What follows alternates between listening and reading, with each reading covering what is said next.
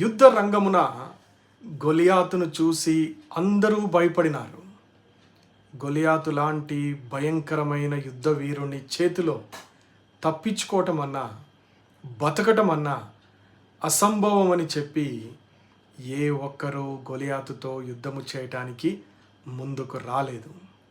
అయితే ఒక చిన్న బాలుడు దావీదు గొలియాతును చూచి జీవము గల దేవుని ప్రజలను దూషించుటకు ఈ అన్యుడు ఏపాటివాడు, అతనితో నేను యుద్ధం చేస్తాను, అతనిని జయిస్తానని చెప్పి ముందుకు వెళ్ళి గొలియాతును జయించిన దావీదు. ప్రియ సహోదరుడా, సహోదరి, దావీదు విజయ రహస్యము ప్రభువైన యేసు క్రీస్తు వారి యందలి విశ్వాసం. అదే విశ్వాసము కలిగి ఉండుము. ఆ విశ్వాసమే నిన్ను స్వస్థపరుస్తుంది. ఆ విశ్వాసమే నీ సమస్యలను జయించుటకు సహాయపడుతుంది.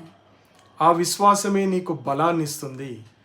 ఆ విశ్వాసమే నీ శత్రువులను జయించుటకు నీకు ఆయుధముగా ఉపయోగపడుతుంది.